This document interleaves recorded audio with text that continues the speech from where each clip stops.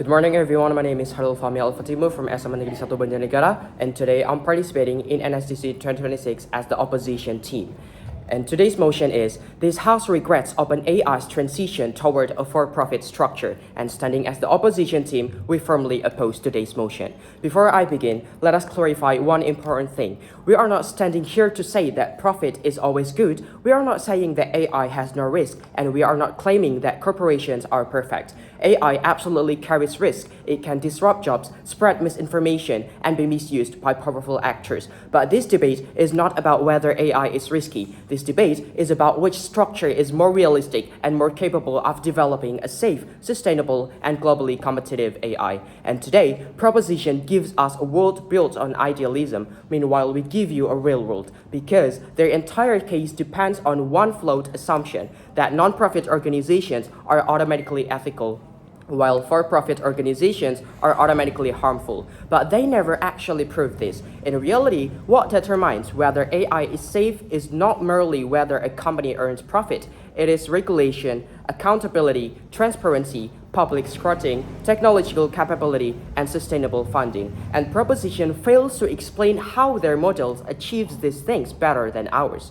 Now, before moving to my arguments, let me first review the proposition. Firstly, proposition claims that OpenAI's transition toward a for-profit structure creates unsafe and rushed AI because investors pressure companies to release products quickly.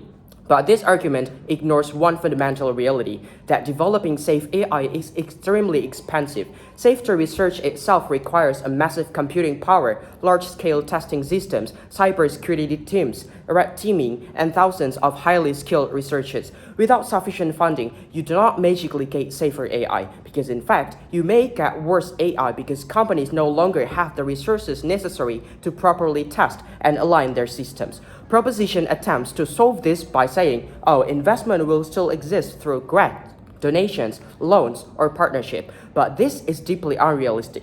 Ladies and gentlemen, Frontier AI is not a school science project. It is one of the most expensive technological industries on Earth. Training advanced AI models cost billions of dollars, maintaining data centers cost billions more, and recruiting top engineers and researchers requires enormous salaries and long-term investment. So, we ask proposition one simple question.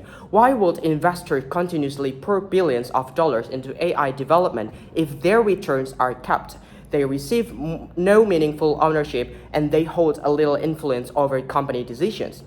Their model assumes that trillion-dollar technological development can somehow survive like a charity organization by depending on donation and many others, because that is simply not sustainable. And we notice another contradiction in their case. They claim that investment will still exist but at the same time, they reduced almost every major incentive investors normally rely on. The more they limit incentives, the harder it becomes to sustain innovation. Secondly, proposition argues that slowing OpenAI down would make AI safer, but this argument completely misunderstands how the global AI race works. AI development does not stop simply because OpenAI slows down. If OpenAI weakens itself, companies like Google through Gemini, and then Meta, or state-backed actors like China will continue accelerating AI development anyway. So proposition does not actually solve the AI race. They merely weaken one of the few major AI companies that still retains public benefit obligations under a public benefit corporation structure. And this is extremely important because if AI development is inevitable, then we would rather have powerful AI developed by organizations under a global public scrutiny than by actors who may be even less transparent. Thirdly, proposition repeatedly romanticizes nonprofit governance. They assume nonprofit workers are automatically more noble, more loyal, and more ethical. But where's the proof? Nonprofit organizations can also be politically captured, be inefficient, make poor decisions, or fail to innovate. Being a nonprofit does not automatically make an organization morally superior, and in reality, top researchers are not motivated only by ideals. they are also motivated by resources, research opportunities, access to technology, and the ability to actually build meaningful systems. Many of the world's greatest technological breakthroughs happened because organizations had enough funding to attract the best talent and provide the best infrastructure. Without strong incentives and sufficient resources, top researchers simply move elsewhere, and when top talent leaves, safety standards do not improve, innovation slows down, while competitors continue advancing. And now let us move to our constructive case. Our first argument is that sustainable innovation requires sustainable funding. AI development today is incredibly resource intensive.